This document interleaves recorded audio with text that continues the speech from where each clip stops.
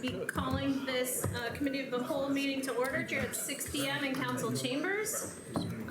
We do not have any remote electronic attendance, correct? Correct. So we begin with our oaths of office for promotional appointments. Chief Regenweiler? Thank you, Mayor. Good evening, members of council. I'm certainly pleased to be with you tonight to recognize two deserving individuals as they receive their oaths of office to the promoted ranks of captain and lieutenant, respectively. First tonight, we're going to start out with Captain Jeff McClellan. I can have Jeff join me at the podium. Captain McClellan was originally hired on September 19th, 2005. He spent 12 years as a firefighter pre-hospital RN. He was appointed to engineer on November 18th, 2017, and then promoted to the rank of lieutenant on July 22nd, 2018. And effective today, November 29th, 2022, will be promoted to the rank of captain. Captain McClellan earned his associate degree in fire science from Blackhawk College in 2012 and his bachelor degree in fire administration from Waldorf College in 2014. He's a certified fire incident safety officer and has been a member of the Mavis 43 Technical Rescue Team since 2007.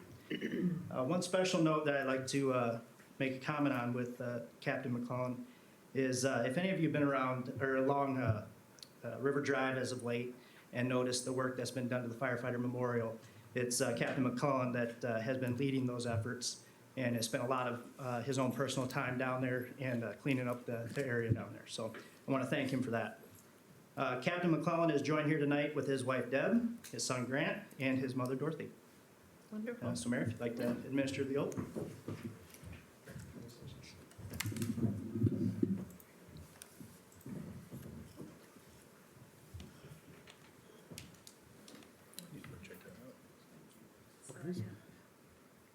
for you, one for myself. You raise your right hand and repeat after me.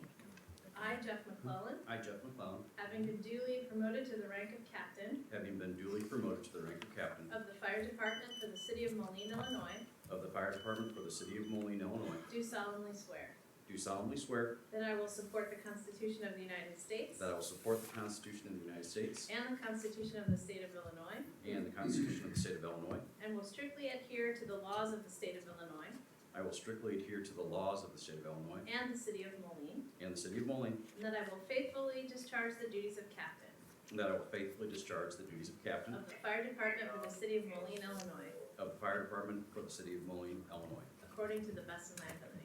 according to the best of my ability.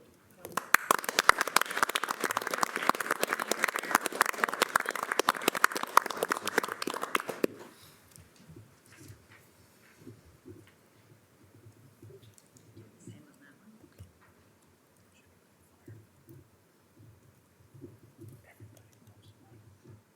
Wonderful, and you can take your pictures, that's for you. All right, thank you.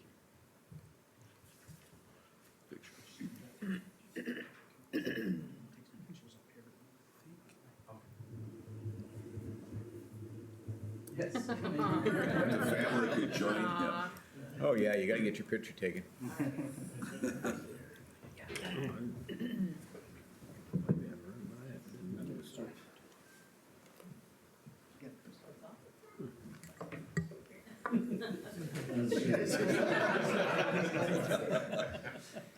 Those days are over.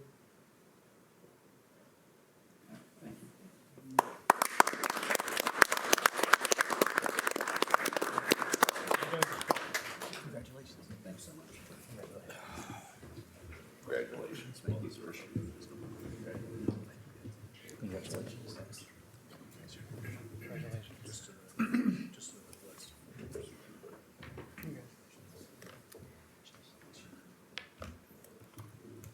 Got some clothes there. I know. All right, next we have Lieutenant Kevin Hamilton. Kevin, if you want to join me at the podium. Lieutenant Hamilton was originally hired on July 24th, 2006 after serving 8 years with the United States Marine Corps. After 12 years as a firefighter paramedic, he was appointed to the rank of engineer on March 18th, 2018, and effective today, November 29th, 2022, will be promoted to the rank of lieutenant. Lieutenant Hamilton additionally serves our department in various capacities, including being a fire investigator, a member of the Background Investigation Task Force, and as our department historian. Lieutenant Hamilton is joined here tonight with his wife Courtney, children Emma, Jackson, and Henry, his parents Ray and Patricia Hamilton, and his in-laws Susan Hanks, I believe. His father-in-law couldn't make it tonight. Mayor, would you like to come up and administer the oath? Thank you so much. This one is yours. Please raise your right hand and repeat after me. I, Kevin Hamilton, I, Kevin Hamilton, having been duly promoted to the rank of lieutenant have been duly promoted to the rank of lieutenant of the fire department for the city of Moline, Illinois, of the fire department for the city of Moline, Illinois, do solemnly swear do solemnly swear that I will support the Constitution of the United States that I will support the Constitution of the United States and the Constitution of the state of Illinois, and the Constitution of the state of Illinois, and will strictly adhere to the laws of the state of Illinois and will strictly adhere to the laws of the state of Illinois and the city of Moline, and the city of Moline, and that I will faithfully discharge the duties of lieutenant and I will faithfully discharge the duties of lieutenant of the fire department for the city of Moline, Illinois, of the fire department for the city of Moline, Illinois, according to the best of my ability. according to the best of my abilities. And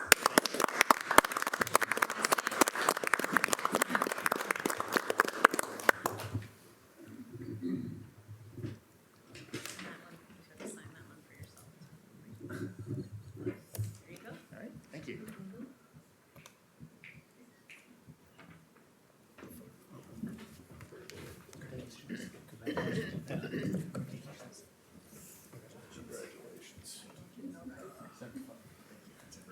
Congratulations.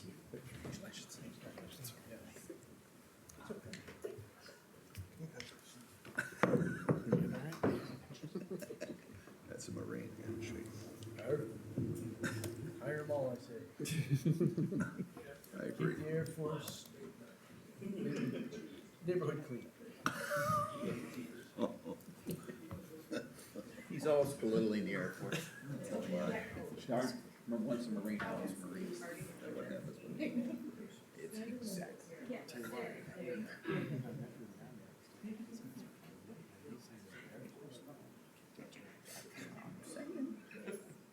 Hang on, I think we have one more. Really? Yes. I haven't met anybody in that yet.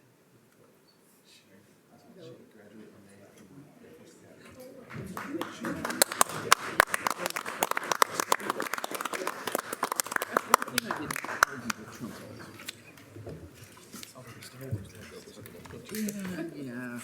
Okay, thank you very much. Is there any public comment this evening? Okay. None by email either. What was that? None by email yet. either. Okay. All right, we'll move to questions on the agenda. Seeing none, we move to our cow agenda items. 6.1, a resolution setting the annual meeting schedule for 2023 and authorizing city staff to do all things necessary to notify the media of the 2023 annual meeting schedule. Additional documents are attached. Move to approve. Second. Motion by Alderperson O'Brien, seconded by Moyer. Any discussion? Hearing none. All in favor? Aye. Any opposed? That motion passes. 6.2, the resolution authorizing a variance to Chapter 6, Rights of Way and Public Property Uses, Section 1114, location of facilities of the Moline Code of Ordinances, waiving the requirement for underground location of utility facilities. Additional documentation is attached. That was brought forward by Alderperson Timian and Waldron. Move to approve. Second. All right, motion by Alderperson Timian, seconded by Waldron. Discussion. Hearing none. All in favor? Aye. Any opposed? That motion passes. 6.3, a resolution authorizing the Illinois Municipal League to collect the 2% foreign fire insurance license fee for the Foreign Fire Insurance Tax Revenue Administrative Board, and authorizing the Illinois Municipal League to act as its sole agent for the collection of the rightfully imposed foreign fire insurance license fee, and to take necessary actions and carry on all necessary communication with the foreign fire insurance companies owing fees on behalf of this board, and shall remain the designated agent until notified by the city council by adopted resolution of this city council rescinding this agreement and engagement.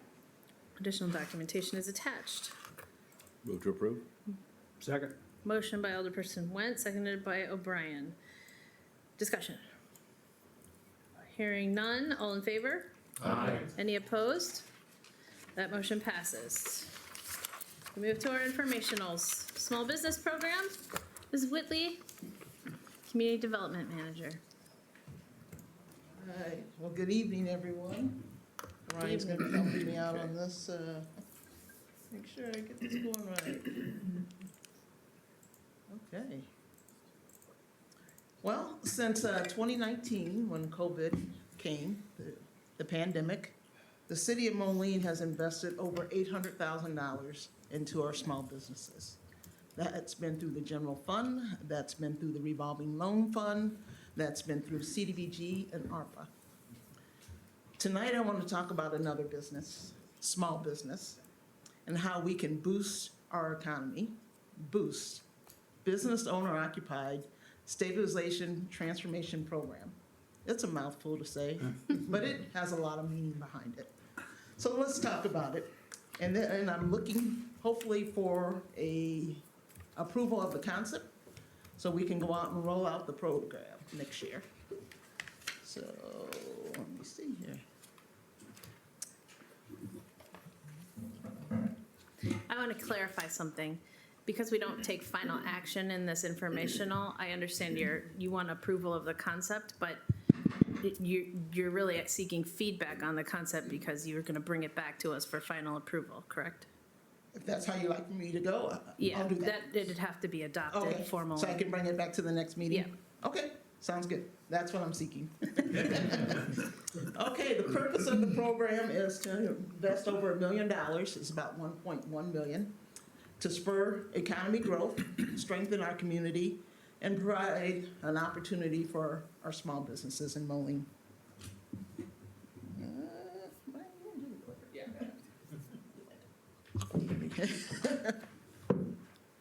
So some of the goals of the program is to accelerate our businesses, repurpose and reoccupy vacant storefronts, revitalize our business districts, maintain and create employment opportunities, provide opportunities for our entrepreneurs, destination travel. Who doesn't travel here in the fall to get a caramel apple from Lagos? Let's make some more of those businesses. And then to continue our vibrant community. A Boost business consists of 50 FTE equivalents, including the owner. It has to be located in Moline. Franchises will be on a case-by-case discussion among the selection committee, the proposed selection committee. And the business must be active or open within 10 days of receiving the funding. The program consists of 2 categories: entrepreneurs, someone that started a business within the last year, or accelerators, people who are already in business. Some of the non-eligible applicants being recommended to council tonight includes a variety of businesses that sell alcohol and tobacco, more than 51% of their sales, convenience stores, adult entertainment, nonprofit organizations, bail bonds, check cashing places, just to name a few.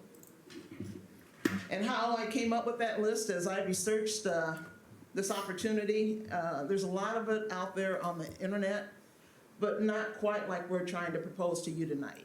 Most people are trying to have that gap fill funding for people who lost revenue during pandemic. This is for people who want to move their business forward, not looking to be repaid from the loss of the pandemic. So when we come to the funding, we have 110 left from what we did not disperse for the 2021 small business loans. Then we have 250,000 for 22, 23, and 24. And then we have $250,000 in the establishment, the Startup Business Accelerator Program. Some of the boxes that we're going to check out of the strategic plan are establishing a small business mentorship program, establishing a Startup Business Accelerator Program, launch the Interior Grant Program, and Small Business Assistance Program. So we're going to check a couple of those boxes. Who's eligible? So we have a category for home-based businesses / food trucks, and the other category is commercial B&M. On the food trucks, you have to live in Moline. You know, we had a discussion among the team. So we're proposing that to council, that's a business that's moving forward due to COVID. So we would like to include that in here for your consideration. And then the home-based business, if you have a hair salon, you want to run an insurance agency out of your house, to the brick and mortar commercial buildings, programs. So the most that an applicant can receive is up to $80,000. So you have your general assistance in there. Then if you hire a new employee and that employee stays on for at least 6 months or 520 hours, the same employee, you can come back and get $5,000 from us. And then if you go into one of our impact corridors, so 7th Avenue, 15th to 16th Street down to South Park, including South Park, Uptown and Old Town, Avenue of the Cities, Illinois 92. And I hope I'm not missing one in there. But we have a slide on that one. If you go into one of those corridors, as you can see in the pictures that I'm putting in the program here, we have a lot of vacant storefronts. And I'm just trying to emphasize that to you. We're not saying that a business has to go into that vacant storefront, but those are certainly suggestions that the selection committee will make to the applicant. Next slide. Okay, so just kind of defining what a home-based business is and what a food truck is and what a commercial brick and mortar is for you there. The different types. So what's some of the items that can be purchased by a business owner? They can get signage. They can buy new equipment.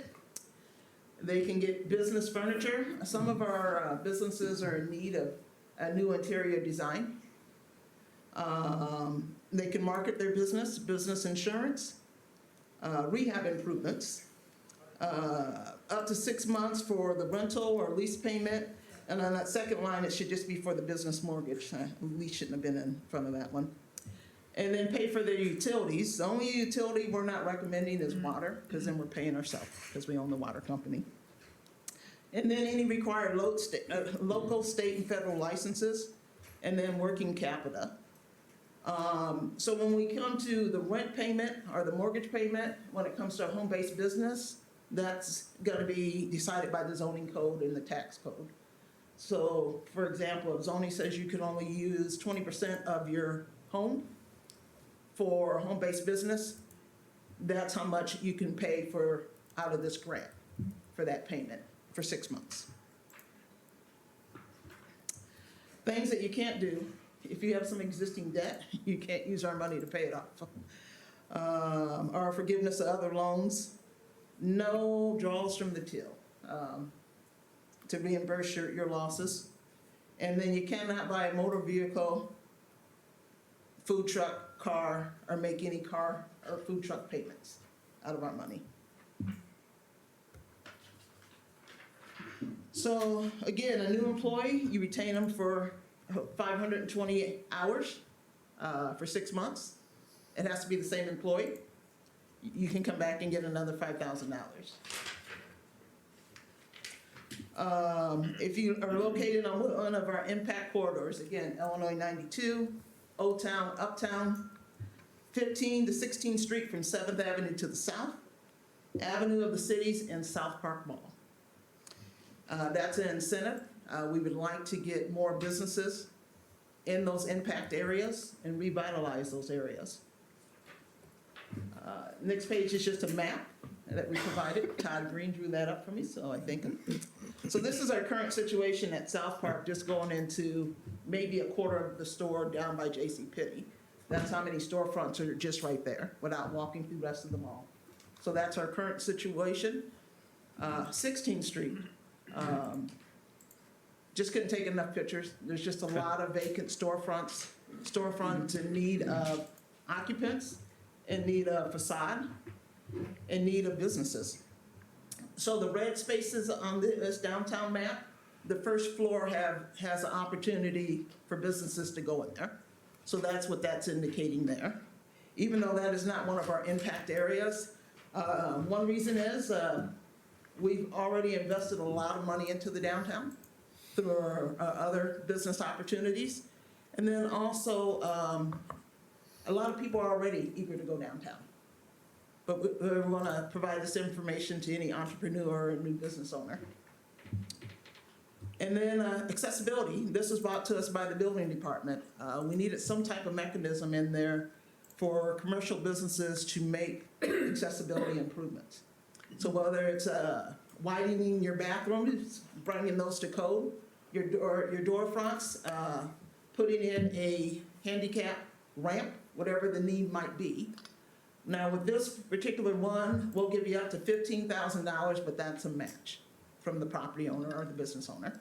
So they have some skin in the game on that one. So how are we going to be successful in this program? Well, our experienced CED staff. We're going to hire a consultant who's going to work with us on this program. And then we're going to have the requirements of mandatory workshops that they have to attend before they submit their application. And one of the reasons that we've decided to do this, in the 7 rounds of small business assistance that we've done in the last 3 years, we've ran into problems where we can say that this is a requirement for you to do. This is something that you need to be knowledgeable to do. And it's just like there's a disconnect in that communication. So we figure if we're going to put on these workshops, which will be on a Saturday and mandatory, in our marketing, they will be taped, so you can watch them back on YouTube too. They'll be in Spanish and English, where we're going to point out things from the city side as far as building permits, plan review, the SAM's registration, zoning, versus in another workshop where we'll talk about the financial literacy, your budget, as well as putting together your business plan and completing your application. Because we want you to be successful. We want to make that investment not only into you, but into Moline to continue to grow.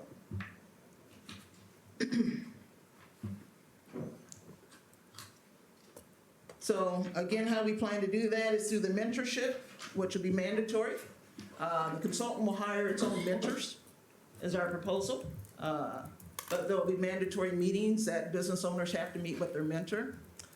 Through the reporting requirements, so we can have our information to report back to Carol, who will report back to the federal government. And then our workshops, because we want you to understand what you're getting yourself into. It's a commitment. It's just not like, I'm gonna do it for 6 months and then I wanna move away from it. One of the things I did not say in the beginning, we're proposing this as a 2-year forgivable loan for the money that they receive. So they need to stay open and operational for 2 years.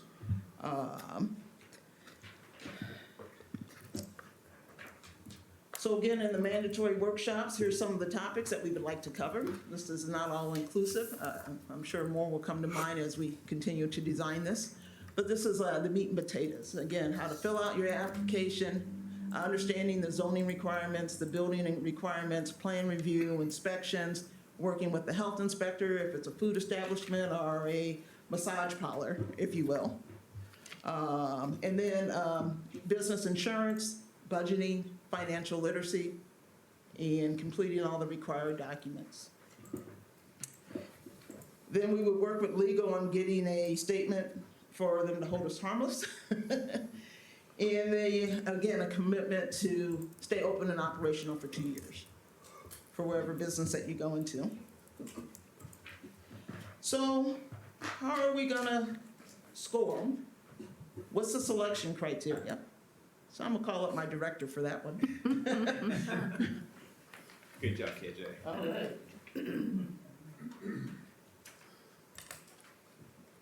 So yeah, how are we going to weed through all these applications and score them? So really what we're wanting to do is to look at the ability for the business or the potential business to provide all their information to show that they need the funding, first of all, that they are viable, and that this business is sustainable, and that they are going to deliver a broad impact onto the overall community.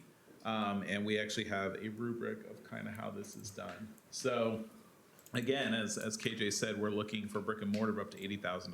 So this is substantial investment that the city and the city's taxpayers are making to our business community. So we have an expectation of having complete and well thought out applications. And so that's the first one here. Is the application clear? Is it complete? Was it submitted on time? And then the business plan. This is the major part of it. Basically, tell us your story. What do you want your business to do? Have you thought about what it does? Who are you targeting? What's your competition, your operations? How is the business structured? And of course, the financials. And then some points if you we're retaining your business. That's something that we're looking at, as well as past experience. Either if you have experience, if you've been in business for a while, or if you're an entrepreneur, do you have other, what have you done to kind of lead up to this? And then your sustainability or viability of your proposal. Again, what we're trying to look for here, as KJ said, is that we are wanting to help businesses take that next step. This is not intended to be a replacement for what you lost during COVID. This city and the taxpayers, we invested over $820,000 on shoring up those businesses, and we did what needed to be done at the time. But we're kind of moving away from the pandemic and kind of into the endemic stage. And so we want those businesses that survive, we want them to be stronger, we want them to be better for everything that they went through in the last few years. So with that, we want to see, what are you going to do different in your business? What are you bringing new to the table? What new customers are you bringing? What new ideas are you bringing? And then your business readiness, your capability to actually execute the plan, and is it going to make your business stronger? So 100 points. And then we kind of already spoke a little bit about this, but yeah, you would have to attend your mandatory workshops, complete the application, and then submit your business plan. And so there's an outline of everything that we need. We need an executive summary, a description, your market, what's your sales plan and your marketing plan, how are you going to operate, how is your business structured, and then what's the financials. I'll let KJ get into the timeline, and then we'll talk a little bit about who we are proposing to sit on the selection committee. Ms. KJ. All right, thank you, Don. Thank you, Don. So we're proposing to roll this out in 2 rounds. If we get the nod from council at the next meeting, we will roll out an RFP to hire our consultant. We'll start the pre-marketing, and what I mean by pre-marketing, to get the mandatory dates scheduled so people can get it on their calendar. So if you have that ideal in your head now, and it's only on a napkin, for you to start putting some information down on paper. Letting you know when the workshops will be and the opportunity to start the application process.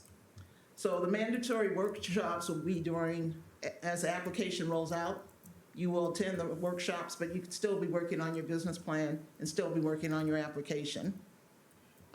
So all of that will roll out and come due. We come back to council in late January, early February for a nod or for approval of the consultant. And then the consultant will again do the workshops. Like I said, we're requiring that there will be videotape. So if you can't attend, you can watch back on YouTube. We're going to offer a small quiz at the end to say that you did attend. And it'll be a rotating quiz, so no one can give the answers to the next person. And again, that's for them. We want them to understand what they're getting themselves into. We want them to go in there with open eyes. So again, we'll look at the application.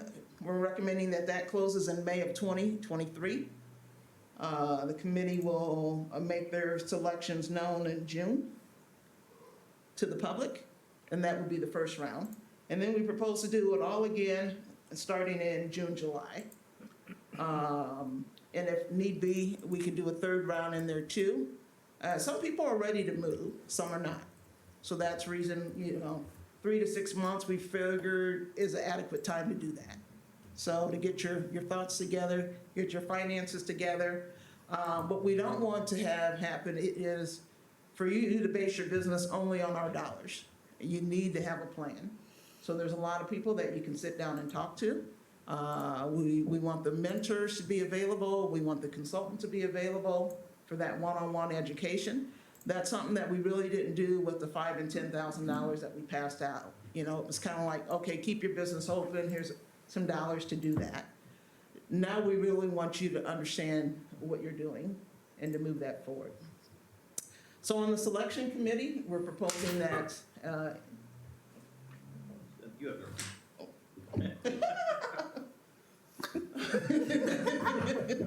on the selection committee, we're proposing Ryan, myself, Tara Osborne, Barry, an alderman appointed by the mayor, and then another loan officer from the public, from another banking institution. Now, a couple things. Reason that I'm not recommending anyone like from SCORE or from Mercado or from SBA, because they can technically be our consultant. So we really don't want them on the selection committee. And that's what I have for you today. So, look, any questions, any feedback? Yes, Mr. Waldron? Reference the criteria and the areas involved in the corridors. I'm all for those corridors. Okay. Excellent. But I'm also not inclined to rule out the rest of the city. Maybe the criteria should be for those zones, give them a little extra points if they're in those zones, but not discount everybody else. They're just going to get a higher level of credit in the criteria if you're in the zones. That's the only thing that I would suggest. So do it based on points versus dollars in the application package. Yeah, I don't want to rule out the downtown, roughly. I think if we can get to anybody in Moline, that's fine. But in those corridors, I agree with those corridors. They need help. So some extra points for those people in the corridors, but not rule out everybody else. Thank you, Your Honor. So the corridors, just clarify, so the corridors, that's just where you get the bonus, additional funding. So anybody in the city can qualify. Even people in the corridors, I don't believe in the scoring, we actually gave them any extra points. It's just, if you are within these corridors, you are eligible for some additional funding. So we're not really discounting anybody, we're just saying, hey, if you do go into one of these corridors, here's a little bit more of an incentive for you, so. Excellent I point. saw a hand, Mr. Schmidt. What do we think the program costs on the consultant are gonna be? We've talked about that. We're believing somewhere between $50,000 to $100,000 Annually, total? total, To run a program over 3 years? 2 years.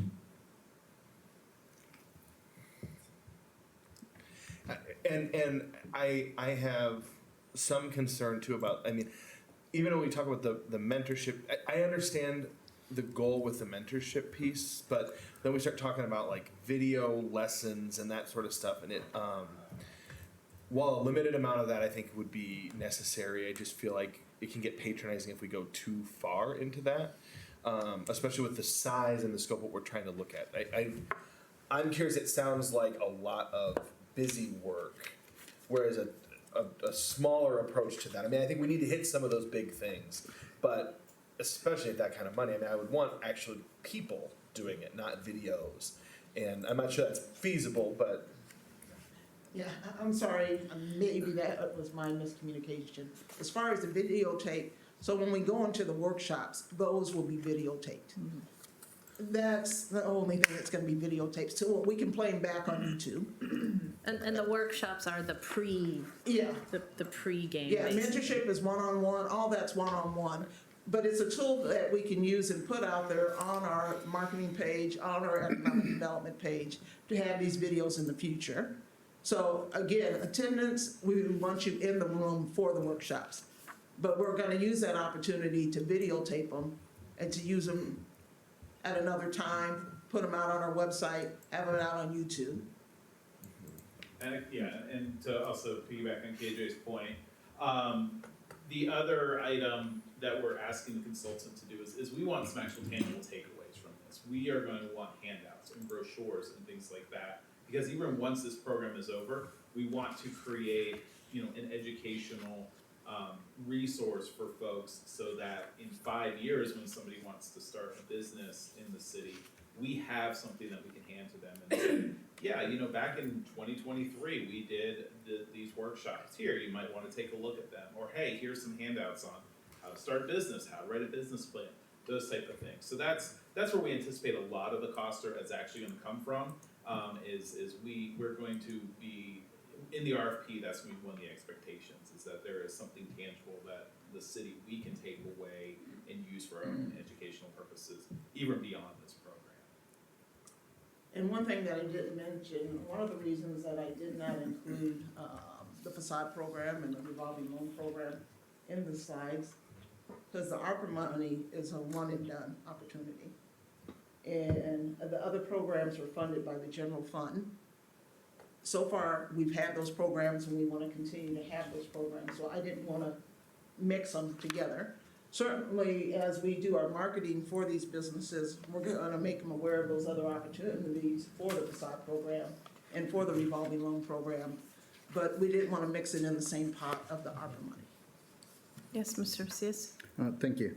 So you mentioned not involving SCORE, SBA as far as like the selection, because they could be the consultants. That consultant work, would you include the mentoring aspect or, okay, Yes, we want them to hire their mentors, you know, subcontract those in. okay, thank you. Along those lines, I just encourage you to look at some of the people that are on our revolving loan fund committee, because I believe there's someone there that has, for the committee, for the selection So committee. that could be our other loan Yeah. officer, Right, perhaps. and because that committee has been a little bit slower, someone who's a Moline resident, who's engaged and wants to do this kind of work and actually does that for a living, that would be a nice, as they say, synergy. But I just wanted to let you know there, and we can regroup about that later. Sure. But my other question too was, you know, we do have a significant population of people whose country of origin is French speaking.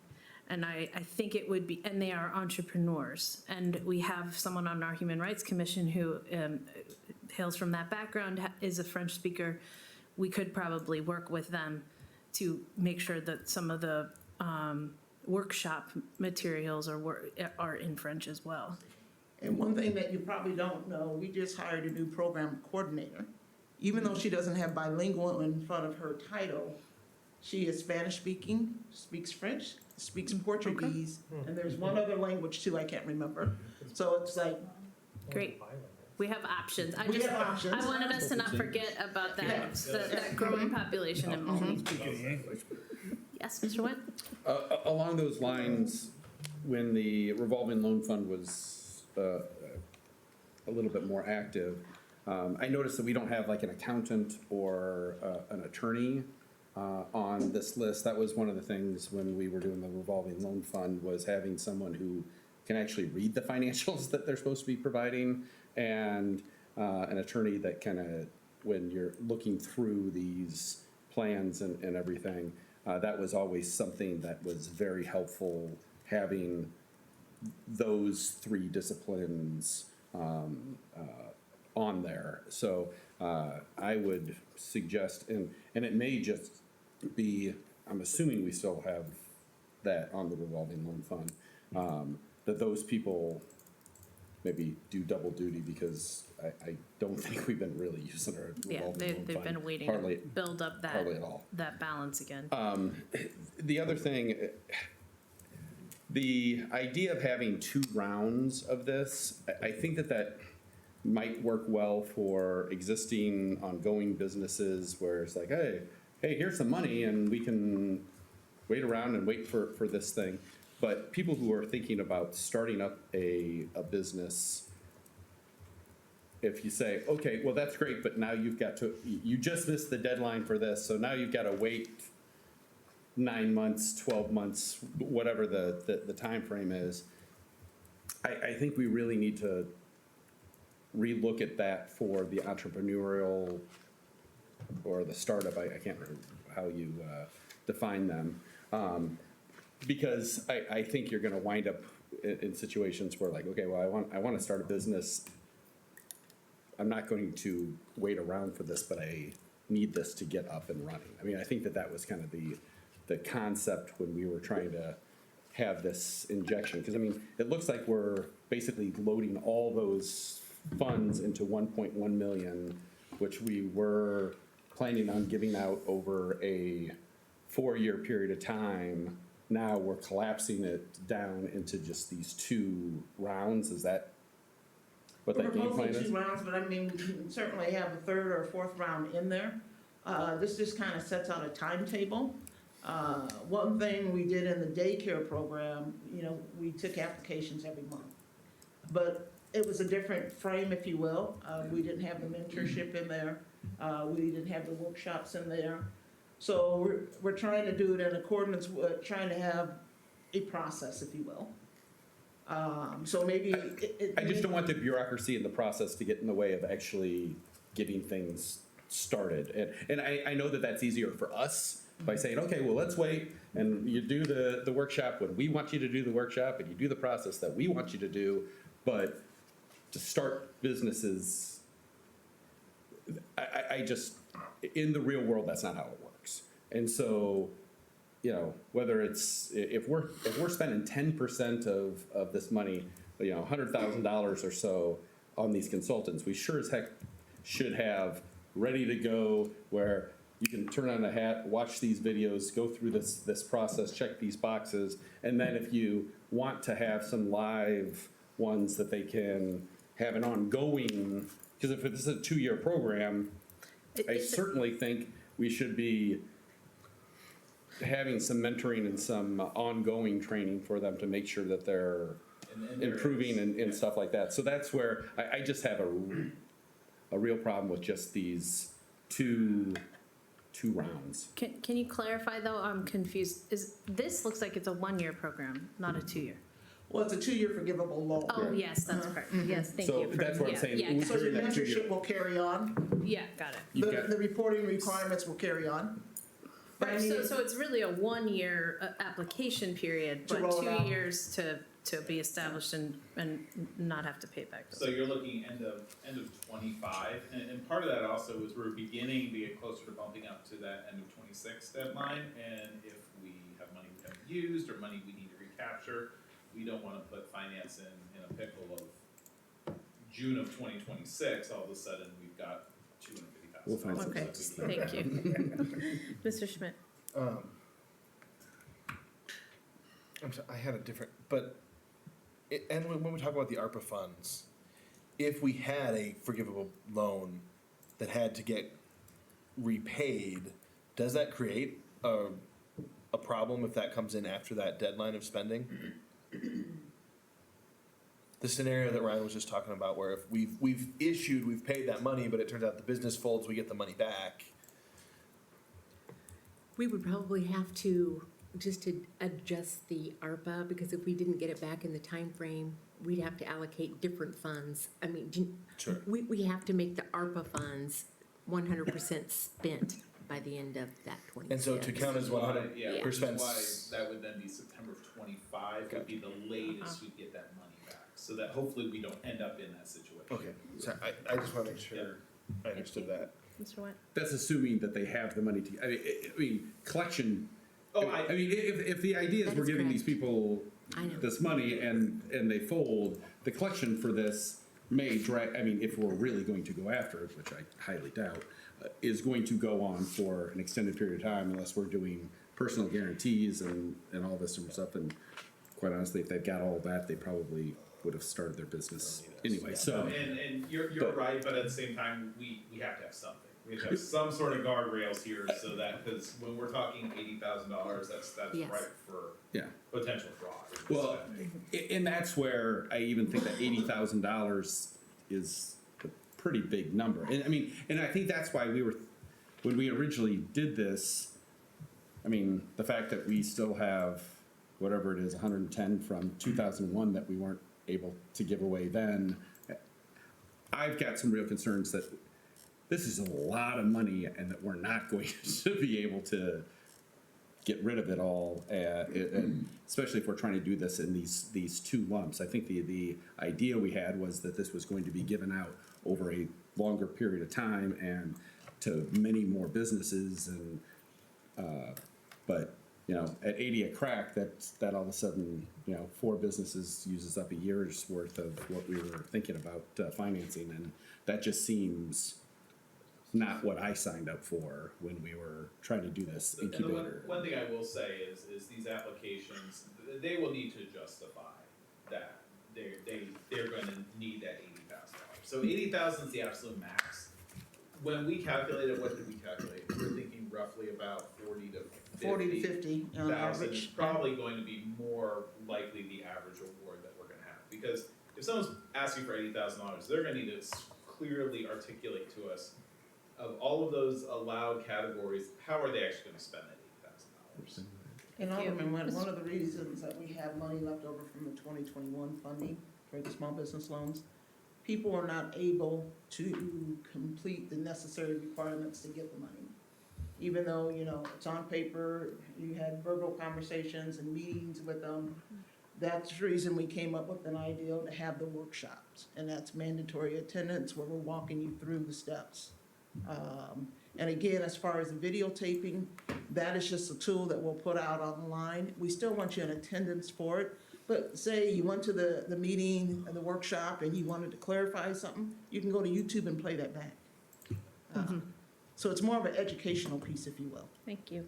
Mr. O'Brien? I mean, looking at some of these storefronts that you showed us, I think 80,000 is gonna go pretty fast and a lot, I mean, if you're gonna actually wanna put businesses in these vacant storefronts like Avenue of the Cities and the 92 corridor, you're gonna need some kind of carrot. Like say, we used to have La Flama, they were a big restaurant, I mean, they went from like a pretty small storefront, big storefront, they left, they went to, I don't know if they're even still in business, but to get somebody like they're still in Davenport. Well, it's brothers. Yeah, I mean, if those, somebody like that really grew their business in Moline initially, to get people like that back over here, it's gonna take some real incentives like this, and I think this is definitely worthwhile, and if they're really interested in doing it, then they'll do this. I mean, 80,000, I mean, that's Substantial. And Substantial. that's what we had heard from a lot of folks is, well, $10,000, that's great, but that's not really enough to move the No. needle for a lot of business owners. bricks and mortar is expensive. That's why you see food trucks everywhere, 'cause they're cheap, you know, they don't cost anything. Mr. Schmidt? I think that there's been a lot of great points. I think I like the direction the program's trying to go, but it's just, I do have concern that it's trying to do a little too much. You know, at that size and scope, but we are talking about such a small number, like I wonder if we should be only looking at new business incubation. I mean, it feels like we're trying to do 2 or 3 different programs out of a single budget. And I have a real concern about that. If we want to subdivide it and run 3 separate programs, I think that is probably wiser. But business retention and the incubator, because of logistical concerns, because of a different cycle and our different objectives, I'm just really concerned that this tried to write a catch-all for we could catch a lot of ways to help people. I'd like to see us focus, and if that means splitting it, I think I'd be fine with that, because I do think all the objectives are valid and important. That's my big Thank thought. you. Mr. Timian? I'm interested, we're talking about March for round 1. What are we going to do in the lead up to that to find these businesses? We're finding that. So and I will say that. I've had 7 calls in the last month on this program. Okay, I've spoken with our neighborhood groups with it, about it, and they've carried that message forward. But 7 businesses, including one up on 41st Street in the library, I say. Everyone's excited about this opportunity and how to grow and expand their business. Our entrepreneurs who have that suggestion, but need some help in completing the process. You know, one of the things that you guys talked about at the strategic plan is, let's get a program together for interior remodel. You know, some of these businesses really need an update to get people in there. So you're right, Alderman Schmidt, we did try to combine a lot of things together. But I think between the consultant that we'll hire and the experience of the CED staff, we know how to get there. We've done it in 7 other rounds. We'll continue to do it with the revolving loan. We've done it with the facade program. It's a challenge for us, but I think we're up to that challenge. So I hope you guys would consider that. Thank you. Mr. Macias? Thank you. I agree, there's a lot of businesses out there that you have no clue are out there making money. A good example is, we had the Immigrant Entrepreneur Summit here this past year. Now, I've gone to this event, maybe like 3 out of the past 4 years that it's been around. But this last year, I was taken back at the number of businesses, young people, some were college students, some were new to the country, very diverse businesses of all backgrounds that I had never heard of. And I sit on the board of the chamber, Quad Cities Chamber. I sit on different boards and I'm around a lot of these folks. SBI, I know people in SCORE. There's a bunch of businesses out there that I had no idea were existing. And the key thing is that technical assistance. That technical assistance is what's going to make the difference, because there's programs out there. But if you have mentors and you guide them in the right way where you can save them years of possibly failure or making mistakes, that's going to go a long way. So I really love that aspect. And that's, I think, the thing that's missing in a lot of programs. Thank you. Thank you. Did I miss anyone? Yes, Mr. Moore? Thank you. So you showed a list of excluded businesses. Is that a part, you mentioned that was a partial list. Do you have a full list, and why do we have a list of excluded businesses? Like, for example, with the liquor, So would that exclude, say, a restaurant? That well, if their serves- sales are more than 51% in alcohol, yes. And is this because of the ARPA dollars, or is this a requirement that? No, it's just a suggestion to council. You know, like the bars, you know, when we did the 7 rounds of the business assistance, a lot of those dollars went to the bars. So we're trying to give an incentive to other businesses to step forward now. Essentially, you're saying business diversification. Try to spread it out. Okay. So do you have a complete list then? Well, this is my list so far. If you guys would like to add to it or have me take something off, this is my suggestion to you guys. You know, basically, I came up with this list as I looked at other programs online, not necessarily funded by ARPA, but a lot of cities have small business assistance programs right now. And I just try to piece it all together, what made sense, well, what I thought made sense for Moline at this time. But this is just a suggestion. There's room for growth or deletion there. Mr. O'Brien? I don't think used car lots need any help proliferating in Moline. We got a lot of Especially on 92. Especially on 92. Vape shops or. Yeah. Point taken. Anything further?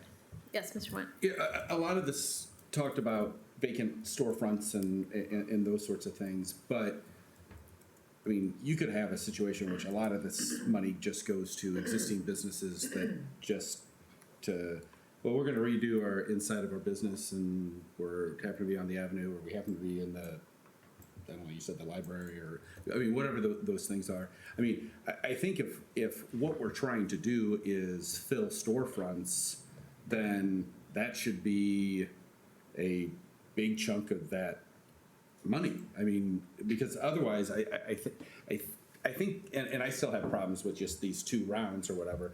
It's going to be a lot easier or for a business that's already existing to apply for something like this, because I know where I'm at, I can wait it out, I'll take the time, and then I'll get the money, and that's fine. But if we're representing this as something that's going to fill a bunch of vacancies, then that should be a huge portion of it. I mean, Well, again, No, go ahead.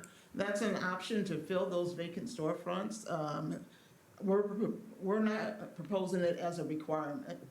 For our existing businesses, like I said, our existing businesses struggled with the $5,000 and $10,000 loans. Just trying to meet the requirements, trying to understand the process. I think entrepreneurs will understand it as well as, you know, existing businesses. And it's our job to get them there, along with the consultant. This is gonna be an incredible task for staff. I think we're up to the challenge. But allowing the opportunity for growth in a lot of areas in the city, not only for the people, but for the community. Bringing in a lot of unknown businesses to our community. This is that opportunity. And some of our businesses are struggling again with their appearance of their building, from the facade to the interior. Maybe some of them need the accessibility done in their building, you know, whether it's a ramp, whether it's bathrooms. You know, you go into some of these facilities and the bathrooms are just not what they need to be. So we need to really consider that as well too. So we're trying to cover a lot of things in here. It's, well, it's a one-stop shop. Well,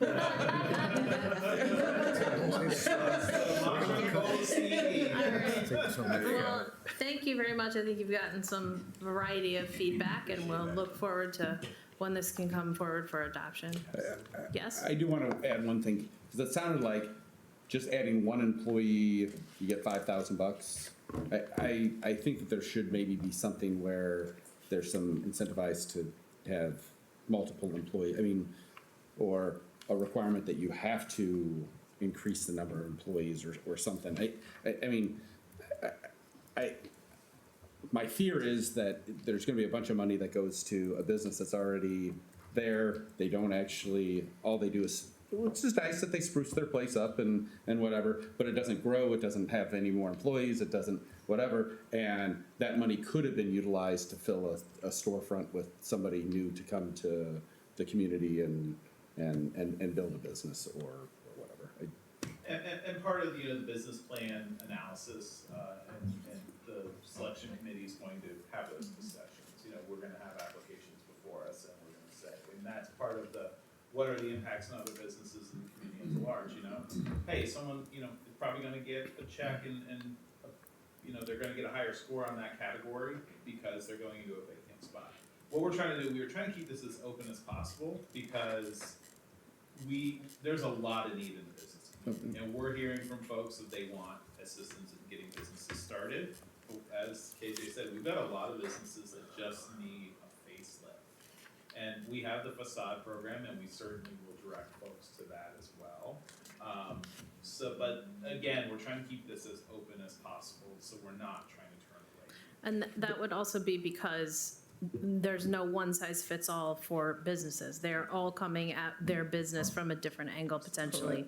And some may need another employee to grow, and some may not need one or two, but they can grow in other ways. And this is an equal opportunity for all. For Okay. all. Thank you. Lastly, Mr. Went, did you have anything more? Okay. All right, Well, thank you guys for your time. thank you.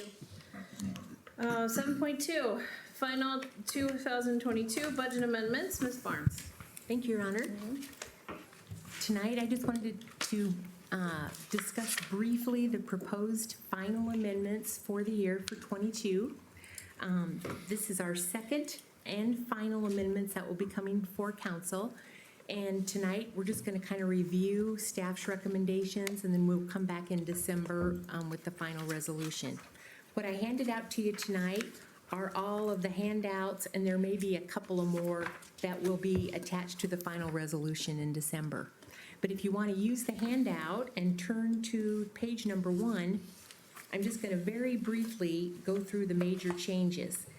I've actually split the changes into 2 categories. The first one being excluding police and fire, and then the second one will include the police and fire funds.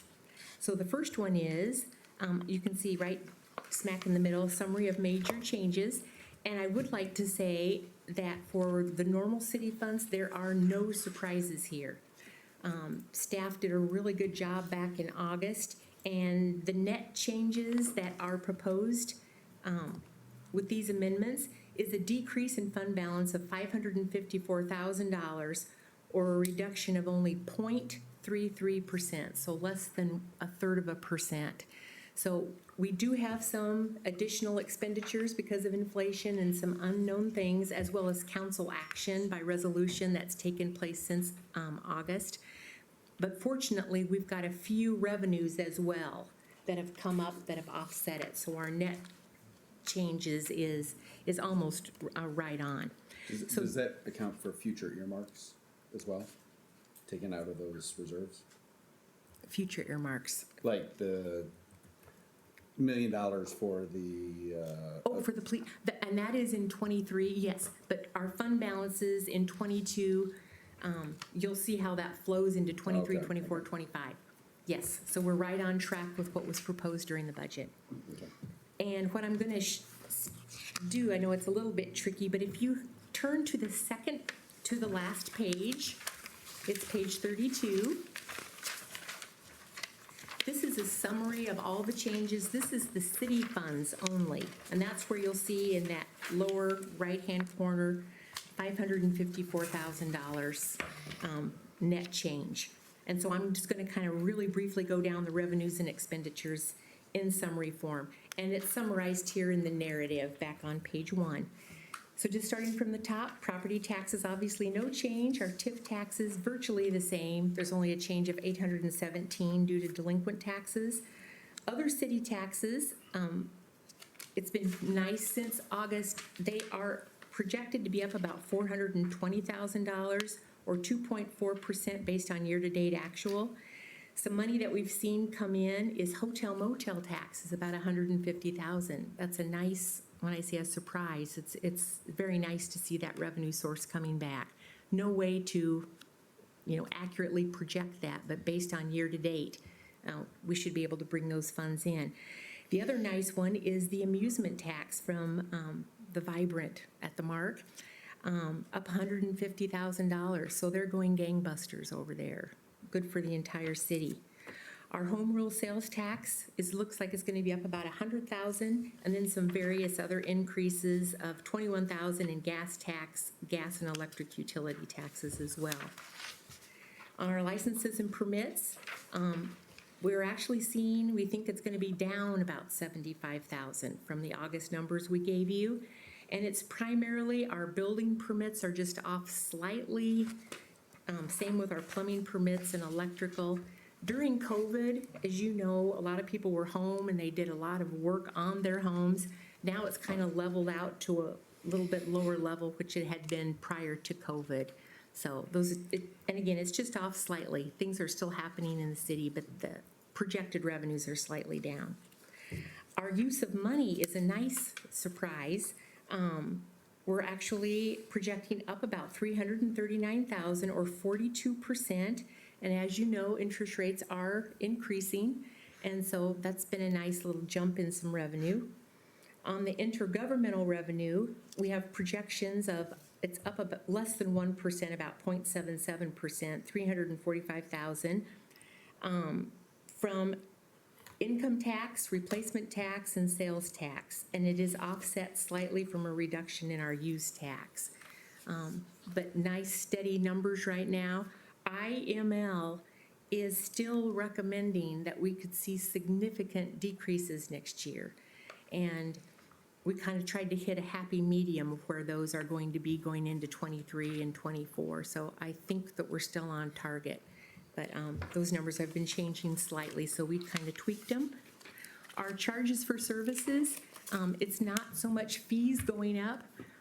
This is largely due to, we had to increase our chargebacks in liability, facility, and fleet. And again, from inflationary costs, largely because of the fleet funds. So then we charged back all the fuel and then just the cost of vehicle replacement. So that kind of hit all the funds across the board. Then we also have miscellaneous revenue was up about $252,000, largely due to additional sales and donations for our Moline 150. And you'll see that on the expenditure side too. We got the money in and then we had to pay all the vendors. So now that that event is over, we need to adjust the budget for it. The biggest category of change is our transfers in. And again, you'll see it on the outside as well. Transfers in are actually up $4.7 million, and it is largely due to $4.1 million of that is going into our Moline Improvement Fund, the $3.1 million from Heritage Church, that we're transferring from ARPA into that Moline improvements, as well as $1 million from, $1.1 million from the general fund. Baker Tilly, when we were going through the ARPA funds, they want us to they want us to expense it in the funds where that funds are actually going, so it's requiring transfers. A couple years ago, we talked about trying to do everything possible to minimize transfers in and out because it inflates your budget up and down. Unfortunately, with the ARPA funds, we don't have a choice. We need to do that. But it's primarily all ARPA money.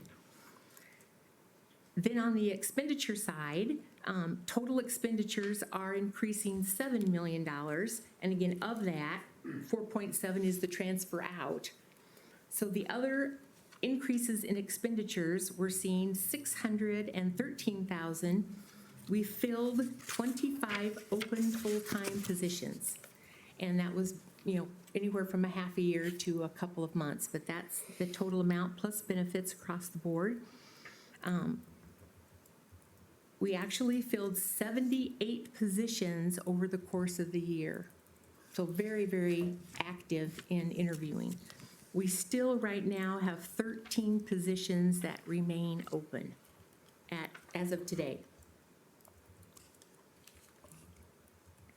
We also did see about $707,000. We had additional inflationary costs. Some of them have come before council, like with our salt and some of our road chemicals, but our utilities too. When we originally did this in August, all the utility costs weren't hitting, but now we're starting to see, as the weather is getting colder, we're seeing those jumps. They had said they were going to be 30 to 36%, and we underestimated some of that. So we've got to get those numbers up, as well as some of our final contracts here for the year and with street projects. Then this is the offset, $453,000 for the chargebacks from liability fleet and facility. We had it on the revenue side as a charge for service, so then it's on the offset for the expenditures back to the departments. We also saw $320,000 of additional accumulated payouts for employees retiring. The largest chunks have been in police and fire, accumulated sick, accumulated vacation. And then we are also projecting that we're going to have an additional $174,000 right now, the end of December, because we had 9 employees that opted into that voluntary retirement incentive program. So that will hit the end of December. In our general trust, it is up $250,000, and that is expenditures for the amusement tax that we have to pay back to the Vibrant at the Mark, as well as we had some new police grants that came in and we needed spending authority for that.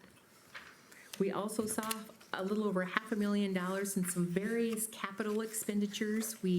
Council approved those playground grants at Stevens Park for $300,000. We had a slight shuffle in some MFT projects for $100,000. And we also included, based on staff's recommendation with engineering, public safety, and public works, that they wanted to take in front of council for consideration $30,000 for 2 electronic message traffic boards. So with all the projects that we have coming up, that we can put those out in the street and help direct traffic, and from a safety perspective. So that's also included in our amendments. Then we had $1.67 million as a decrease. That was all the shuffle and major projects that we all worked through. We shuffled them from year to year, and some things have been pushed back. We're still going to meet our total by 26. We did increase $300,000 for overtime in fire, and that is to satisfy mandatory staffing requirements resulting from all the vacancies that we have had and continue to have. Here's the offset for the Moline 150, our spending authority at $250. Debt service was a little tiny bit, $40,000. We had a reclassification. It wasn't properly recorded in debt service. It was already recorded, but we have to transfer it properly into debt service for a RAN for the captain's table. And then we had some other various just across the board, little amounts, $400,000, and then we talked about our transfers out. And so in total, again, no surprises there. That is all of our city funds. The next category, however, includes the total city budget, which includes the police and fire pension funds. That is your very last page. And before you get alarmed, take a deep breath and let me finish. You'll see in the right-hand bottom corner a decrease in fund balance of $45 million. And the first reaction is, oh my word, what has happened? Well, what has happened is this. From an accounting perspective, as you hit the end of the year, you have investments that are now kept in the consolidated fund at the state of Iowa, our state of Illinois. And Flashback. sorry, that does happen occasionally, I'm sorry. Has been a 60-day lag in us getting information. So the best information we have right now is through August. I was hoping I was gonna get our September balance today, but it's probably gonna be coming tomorrow. And what we have to do is to book the market value of those investments. So this is not a realized loss on investments, it is a market value. And as you all know, what happened earlier in this year, a lot of our 401ks and 457s are down 20 to 25%. The stock market has been down 25 to 30. The net result of the pension is that it's down almost 15%. And again, this is a market value, it's not a realized loss. But we do have to book that. And so what you're seeing here, it's on page 2, if we take a look at that. Citywide, which includes our police and fire pension, is that our total revenues are down $36.7 million. And it's largely because, again, 6.4 million that we just talked about on the city side, the city funds, they're actually up 6.4 million. But then we have to reduce those market values on police and fire pension down $42.6 million. So the net is a reduction in revenue of 36.7. Then on the expenditure side, expenditures are up 8.3. We just talked about how 7 million was the normal city funds.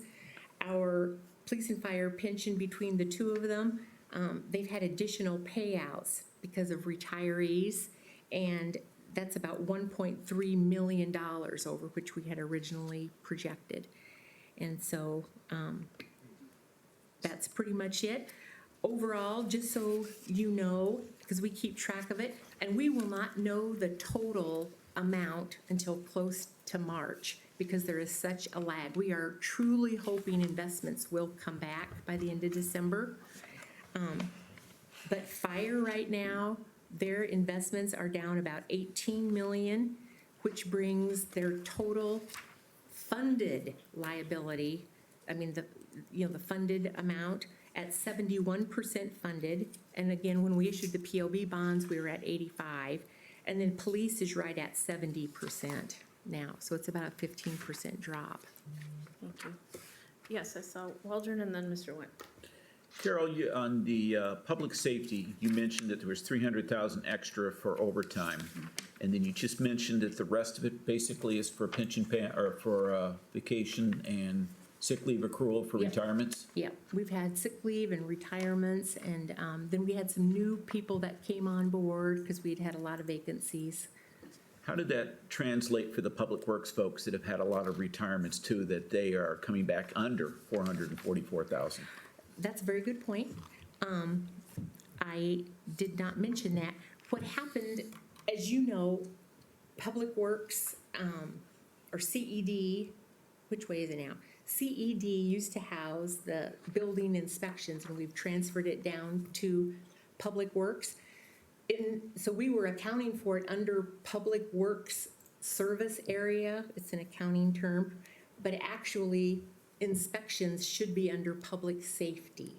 So we are doing a reclassification for that amount. And if you look at the very bottom bullet under expenditures, Do you see this, Mike? It's on the page 2, the yep. last bullet, 440.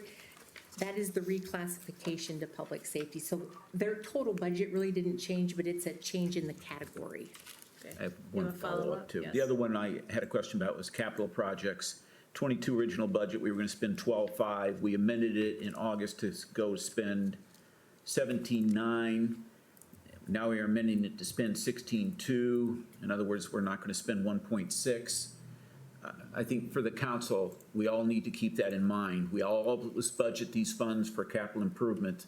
Those of us that are sticking around for 2 more years, remember that we rarely, if ever, spend all the money that we budget. So you have to keep that in mind. Thank you. Thank you, Your Honor. Mr. Went? How does the effect of now we're getting the reports back that the fire and police funding is down? I know that there's the requirement for us to meet the level with 2040 40, and then there's a required annual. normal cost. Yeah. Yep. So how does that affect what our requirement is for this year, or is that going to affect The following year. the following year? And when is that cutoff that Yeah. And that is a concern. Determination is That's made. the one where we won't know until March, when they book all of the final, and mark the investments, and we get the final report from the state of Illinois. Then they do an actuarial calculation to calculate what our normal cost is. The one thing that I can say, and it's not for sure, but they have been kicking around the possibility of even extending the funding level mandatory for They're 20. just kicking the can down the road. Yeah, so if that indeed happens, it may not affect us hardly at all. And especially, we are certainly not the only ones that are affected by the pooled market values. So I have a feeling something will probably happen before the state comes out and tells us what our normal cost will be. You think something will happen before? I don't know, but I mean, This round, or according to, IMO? yeah, Lauterbach, yeah, they think that there's a good chance that something will be done, so. Okay. Let's see, it's gonna be a big hit. But Thank you. luckily, I mean, we are still very, very well positioned, yeah. Much better We than truly we were are. 3 years ago. Thank Yes. you. Okay. And with that, I'm just happy to answer questions. All the cash flows, everything's in here. Yep. Thank so- you. Anything further from the council? All right, hearing none, I'm going to recess for 5 minutes and come back and call the regular council meeting to order. Okay, 5 minutes. Thank you. Meeting to order. Pledge of allegiance, please. I pledge allegiance to the flag of the United States of America and to the republic for which it stands, one nation, under God, indivisible, with liberty and justice for all. Mr. Schmidt, is there an invocation? No? Roll call, please. Alderperson Williams, Present. Macias, Present. Went, Present. Timian, Present. Moyer, Present. O'Brien, Present. Waldron, Present. Schmidt. Present. Your Honor, I request approval of Committee of the Whole Council and Executive Session Minutes of November 15th, 2022, and appointments made during Committee of the Whole on November 29th, 2022. Second reading ordinances.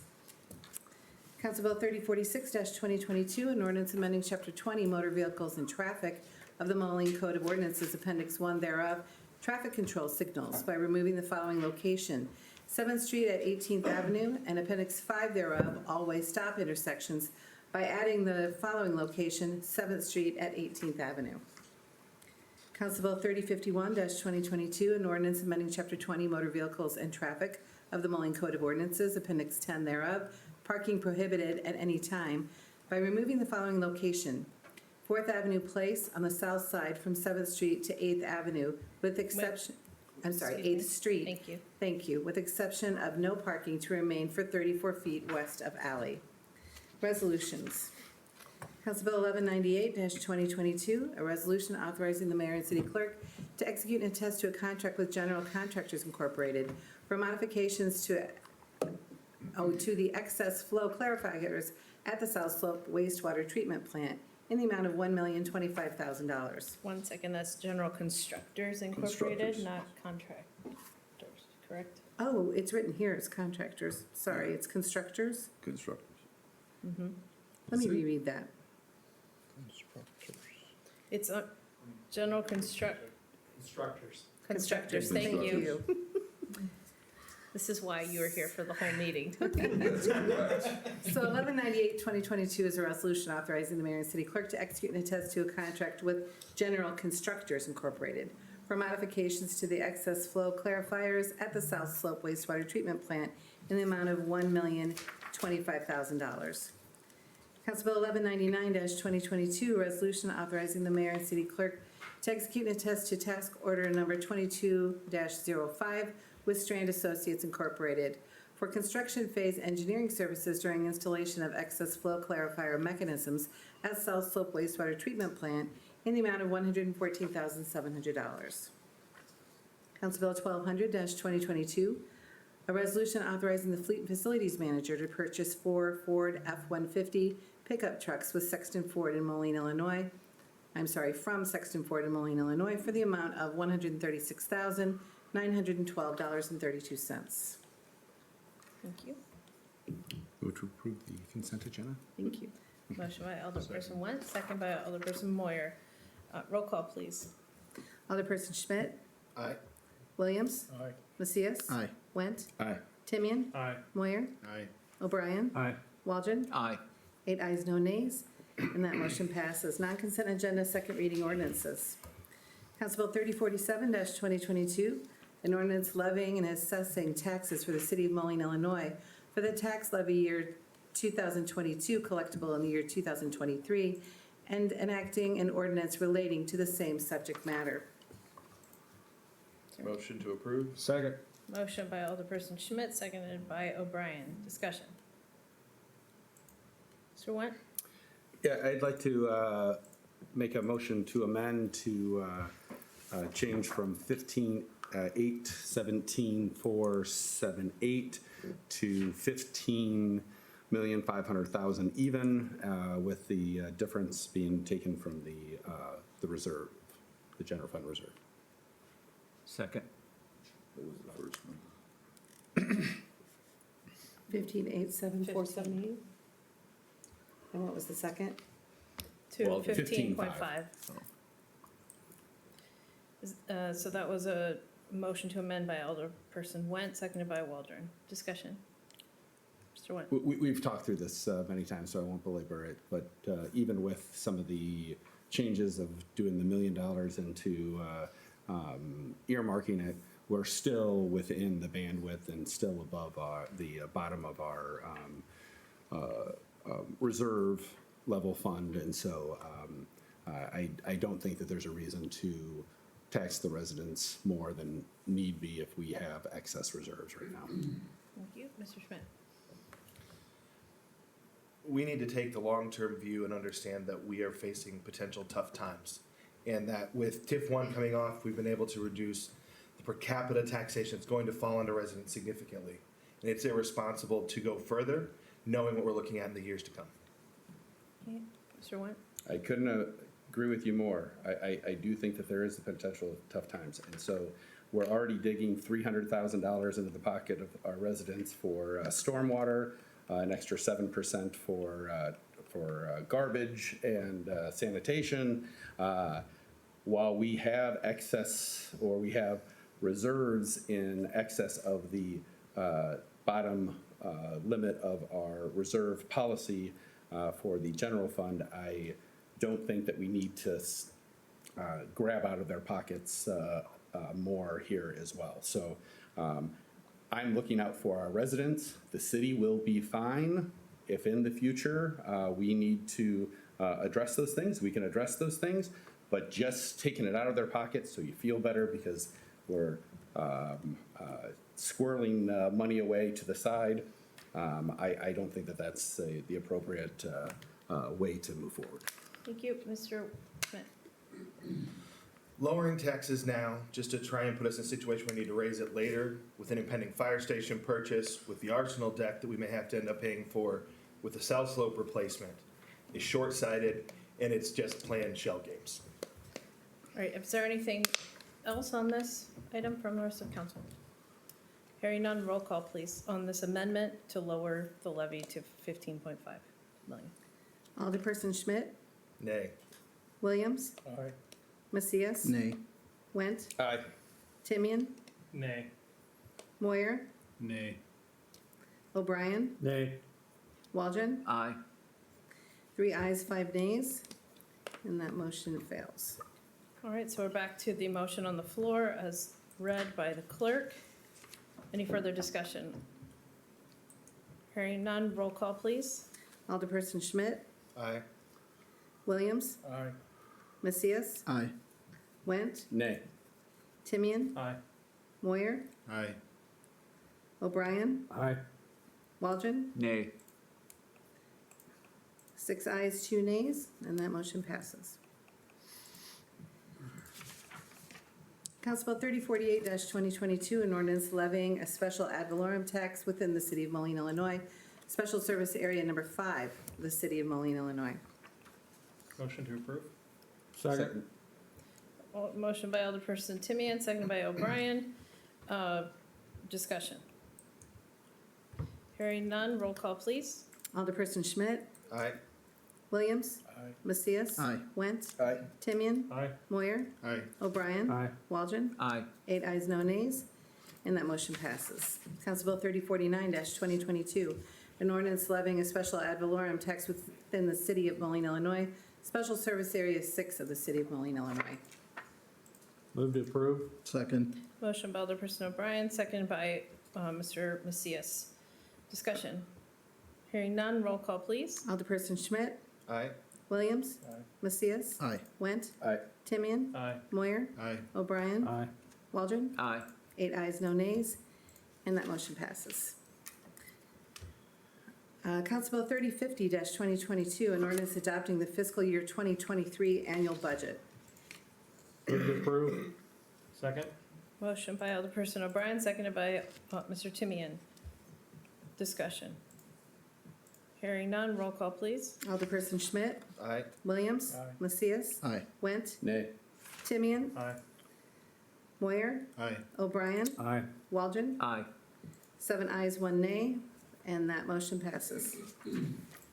Council Bill 4002-2022 is special ordinance requesting the county clerk not to exceed 2023 taxes for payment of principal and interest for the general obligation corporate purpose bonds series 2012H refunding, general obligation corporate purpose bonds series 2016 refunding, taxable general obligation refunding bonds series 2020A, and general obligation refunding bonds series 2020B, general obligation corporation purpose bonds series 2021A refunding, general obligation corporation bonds series 2021B refunding, general obligation corporate bonds series 2021D.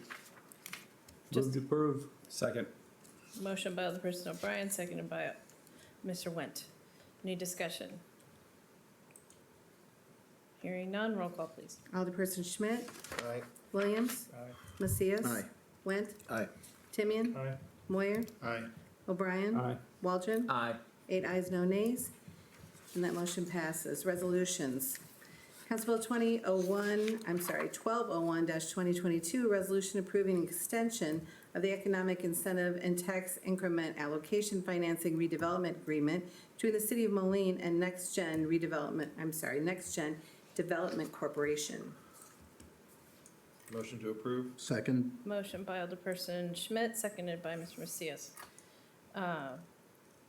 Discussion. Hearing none, roll call, please. Alderperson Schmidt, Aye. Williams, Aye. Macias. Aye. Went, Aye. Timian, Aye. Moyer, Aye. O'Brien, Aye. Waldron. Aye. 8 ayes, no nays, and that motion passes. Council Bill 1202-2022, a resolution authorizing a variance to Chapter 6, Rights-of-Way and Public Property Uses, Section 1114, Location of Facilities of the Moline Code of Ordinances, waiving the requirement for underground location of utility facilities. Move to approve? Second. Motion by Alderperson Timian, seconded by Alderperson O'Brien. Discussion. Seeing none, roll call, please. Alderperson Schmidt, Aye. Williams, Aye. Macias. Aye. Went, Aye. Timian, Aye. Moyer, Aye. O'Brien, Aye. Waldron. Aye. 8 ayes, no nays, And that motion passes. First reading ordinances. Council Bill 3052-2022, an ordinance dissolving the special tax allocation fund and terminating the designation of the City of Moline Tax Increment Redevelopment Project Area, TIF number 1, within the City of Moline, Rock Island County, Illinois. Council Bill 3053-2022, an ordinance amending Chapter 15, Garbage and Trash of the Moline Code of Ordinances, Section 15-1100, Definitions, Section 15-2102, Curbside Recycling Carts, Section 15-2200, Fee for Residential Refuse Collection, and Section 15-2201, Preparation and Collection of Residential, by adding amendments to reflect the new fee structure as a result of the 2022 fee review effective January 1, 2023. Council Bill 3054-2022, an ordinance amending Chapter 20, Motor Vehicles and Traffic of the Moline Code of Ordinances, Appendix 10 thereof, parking prohibited at any time, by removing 26th Avenue. Hang on. By what? We're amending. Amending, please. Where? After the quote, anytime, by amending, not removing. I've got removing, so I'm wondering what is This is- happening here. Maybe what was put in is a little bit different. By amending 26th Avenue North Side, Well, it says by amending the following locations, removing. Yep. okay. If you don't mind, I'm just gonna grab my, oh, thanks. Thank you. By amending the following locations, removing 26th Avenue North Side from 41st Street West 300 feet, removing 26th Avenue North Side from 34th Street East 1,300 feet, adding 26th Avenue North Side from 34th Street to 41st Street, removing 26th Avenue South Side from 34th Street to 41st Street, adding 26th Avenue South Side from 34th Street to 38th Street, and adding 26th Avenue South Side from 41st Street West 2,900 feet. 290 feet. Yep, sorry, it's 290 feet. 290 feet. Thank you. So sorry. Thank That was a you. rough one. All right, so that concludes our first reading ordinances. And move on to miscellaneous. Just a couple items I have for you. Today, Tori Brecht shared with me the link he had gotten from a group, a television show, documentary series called Uncle Martin. I've posted this on my mayor's Facebook page. If you're interested, it is the first 12 minutes is about Moline and the uncle of this TV personality who was jailed in our city jail in City Hall back in the early part of the 20th century. But it's a wonderful look at cultural heritage, and one that we're proud of in Moline, the Belgian heritage. So I encourage you to check it out. Number two, went to the Bi-State Transportation Committee meeting today, had an interesting update about the landscaping being complete now under the bridge, but there are 500 trees that are set to be planted this spring. And so I asked for clarification, like, where is this? What is it? Where is this all going? I didn't know if we already had a map of tree plantings, but I did think it was a good development. So anyway, IDOT is getting back to us about. Confusion, yes. Because I had asked Scott Hinton about it, and he's like, nope, they are not doing anything. So All right, so I'm glad I asked for clarification from Becky. it's probably along the corridor from. Yeah, that direction. It's 500 on the Illinois side? Yeah, that's what I understood. So anyway, we're getting it clarity. clarified. We're gonna get clarity on that. They have a couple. Can we get our arborist We're to like maintaining right away, so. have some? Okay. Also, the full demolition of the bridge is scheduled to be done by mid-2024. They're finishing up all of the concrete portions now, but the full demolition is 2024, if we hadn't talked about that before. And there's also a transit development plan that, yes, question? 2020, like a year and a half? That's mid-2024. because it's going, because they have Still a year to and take a it half. apart piece by piece, is how I understand. Oh, yeah, no, if I could, Mayor. Yes. The demolition schedule and the completion schedule for the overall project actually goes into 2024. Yeah, The summer of '24, it'll actually officially be done. yes. If anybody would like to see the project schedule, Yeah, you're welcome to have a copy. If you can send that out, that'd be great. Yeah, we can send that out. We have it. Okay. Holiday events that have happened in Moline seem to have gone off without a hitch, and if there were any hitches, just tell me about it. We'd tell Bob so that we Yeah. can fix things for the future, but I found highly enjoyable. Despite the freezing cold, I was really afraid no one was gonna be out there for the lighting of the commons, but all of a sudden, people showed up. And all the staff, thank you to Eric Griffith and his staff, and our partners for that event. They just punted and made everything work, brought Santa inside and all those kinds of things. And then just a reminder, Tori has started to advertise. I'm gonna hold another community meeting on December 5th, this time on the west side of the city, just to continue to talk about ADUs. And he's put out a sort of what you need to know, a landing page for the public. So there's plenty of opportunity for them to chat with us. And that's what I've got. Did you say it was Monday? Yeah, Monday the 5th. It'll be advertised, but I need to clarify in my mind. I think it's the Butterworth Education Center. I believe so. Yes, thank you, Ryan. Mr. Williams, Nothing, Your Honor. Mr. Macias. Thank you. Today is Giving Tuesday, so I did want to give a plug to the Moline Schools Foundation. They're having daily raffles all this week, and they're really good raffles. It's a virtual raffle. You go on their Facebook page, and you can, there might still be time today, but every day they're going to have a new raffle, and all the funds raised will go towards the foundation to help out our schools and teachers in our school district. So that's it. Thank you. Mr. Went. Thank you to the library staff. Went this last week to get my kids' passports, and they were amazing.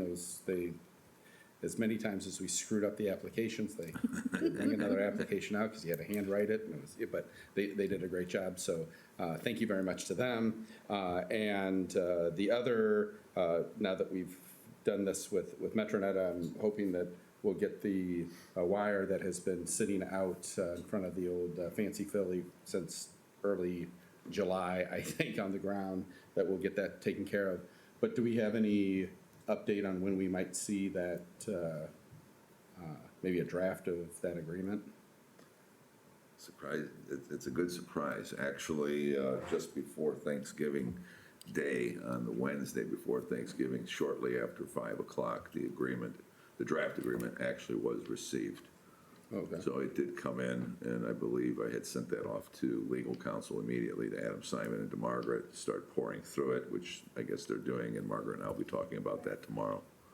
So something came in, and we'll be discussing, reviewing, and coming back to council Okay. Thank you. Do you have a very time shortly. frame? I'd like to come back in December. I'd like to get it done this year. That's the goal. I think the whole community would like that as Yeah, well. that'll be a great Christmas present, right? Thank you. Good for both Yeah. sides. All right, thank Awesome. you. Thank you, that's it. Thank you Mr. for Timian. asking. Nothing, Your Honor. Nothing. Mr. Moore? Mr. Nothing, Went? Your Honor. Mr. Walton? Yes, Your Honor. Recently, we took a survey on if we were going to have a meeting on December Oh, yes. 20th or not. Didn't write Maybe it you- down. Maybe you can enlighten us. Yes, the majority, there were 2 votes to continue to have a meeting, and the rest were all to cancel that one and to continue to have our 2 meetings for the month next weekend, the following week, the 13th. So there will be no meeting on December 20th. Thank you, Your Honor. That was all I had. Thank you. Mr. Schmidt? Nothing, Your Honor. Mr. Vitas? Well, if they haven't heard, I think you know by now that we're in the process of purchasing a house. Took a long time to find what we were looking for. We found what we wanted, and hopefully on December 16th, the closing will take place. And that will be proud Moliners, not living in a hotel anymore, and not earning any points either. So I earned enough points for a nice vacation one day. Big time. So, So I want to thank you for your patience in allowing me to take the time to find something. My wife and I'd be happy living again, because I know that what the requirement was, and you've been more than generous. So I want to thank all of you. 7th Ward? First, second ward is a winner. Yeah, I think it's second. We looked in all wards, I will tell you. We even crossed the river by accident once. We were on South Shore at one point, like, we're in the wrong place. Any other staff updates? Yeah, it's All definitely. right, hearing none. Is there any other public comment tonight? Hearing none, we go to executive session, I believe. Your Honor, I make a motion that the council convene an executive session for the purpose of discussion of pending probable or imminent litigation, 5 ILCS 120/2C11, and collective negotiating matters, 5 ILCS 120/2C2. Second. Motion by Alderperson Williams, seconded by Alderperson Went. Roll call, please. Alderperson Schmidt. Aye. Williams. Aye. Macias. Aye. Went. Aye. Timian. Moyer. Aye. O'Brien. Aye. Walton. 8 ayes, no nays. All right, we're moving to executive session.